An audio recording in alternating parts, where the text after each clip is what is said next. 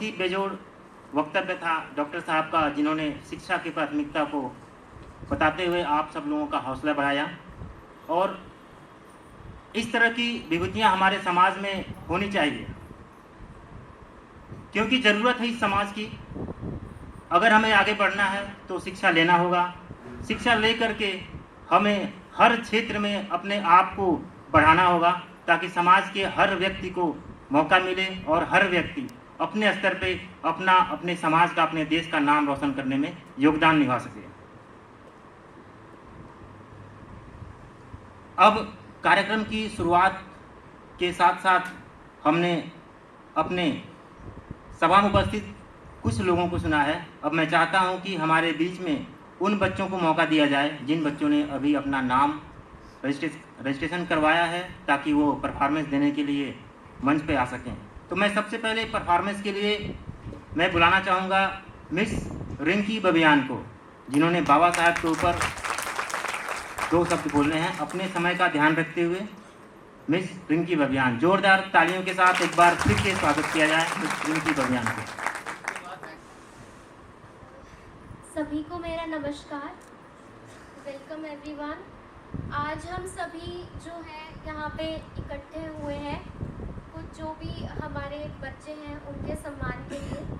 तो सभी के लिए मैं सबसे पहले एक शेर अर्ज करना चाहूँगी कि कहते हैं खुद ही को कर बुलंद इतना, कहते हैं कि खुद ही को कर बुलंद इतना कि हर तकदीर से पहले खुदा बंदे से खुद पूछे कि बता, खुदा बंदे से खुद पूछे कि तेरी रज़ा क्या है। So welcome and good morning to one and all present here. Today I am privileged to say a few words about Dr. Bhimrao Ambedkar and his inspiring journey, that how he transformed his life and our society through the power of education. So let me begin it. Dr. Bhimrao Ambedkar was popularly known as Dr. B.R. Ambedkar, and he was one of the social reformers, one of the economists and educationists in Indian history. He was born on 14th of April 1891, and he was one of the greatest educationists of the Indian history. माफ़ी चाहती हूँ, थोड़ा हिंदी में भी बोलना चाहूँगी, थोड़ा घबराहट हो रही है इसलिए। इस घबराहट को ख़त्म करने के लिए हमने प्रयास किया कि हम अपने बीच में उन बच्चों को इनवाइट करें। मिस रिंकी, आप कंटिन्यू करें, समय का ध्यान रखें। जी।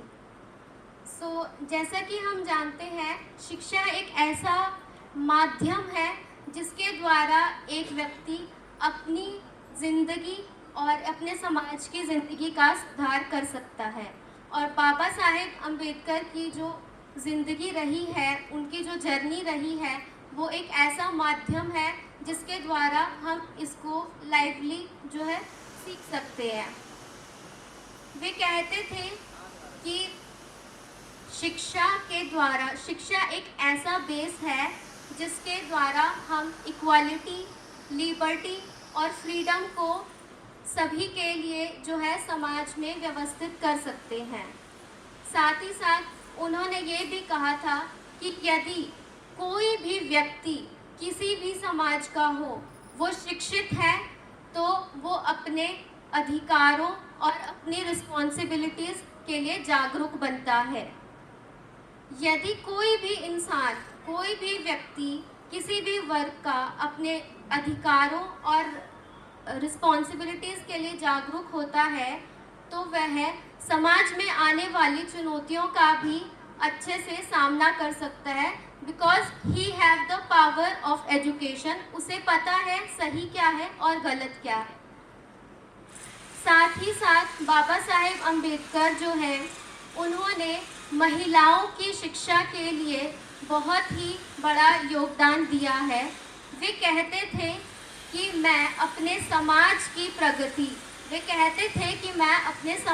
प्रगति इस तरीके से नापता हूँ कि हमारे समाज की महिलाओं ने कितनी प्रगति की है, क्योंकि अगर समाज में स्त्रियों ने जो है प्रगति की है तभी उसका परिवार भी फलता फूलता है, वह शिक्षित रहता है, उसके आने वाली पीढ़ियां भी सशक्त बनती हैं और साथ ही साथ जो है हमारा जो नेशन है, जो हमारी कंट्री है, वो भी प्रोग्रेसिव और स्ट्रॉन्ग बनती है।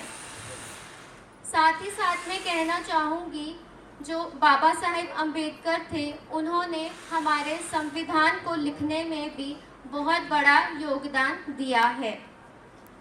उन्होंने नॉन डिस्क्रिमिनेशन, इक्वालिटी, लिबर्टी और फ्रीडम जैसी चीज़ों को संविधान के अंदर अच्छे रूप से संगठित किया है। लास्ट में मैं यही कहना चाहूँगी कि बाबा साहेब अम्बेडकर की जर्नी जो है वो हमें प्रेरित करती है कि हम शिक्षित रहें, संगठित रहें और साथ ही साथ जो है एक दूसरे का सम्मान करें, ताकि जातिवाद का जो भी हमारा भेदभाव हम लोग फेस करते हैं सोसाइटी में, उसे जो है ख़त्म ना सही पर कम ज़रूर कर सकें। Thank you.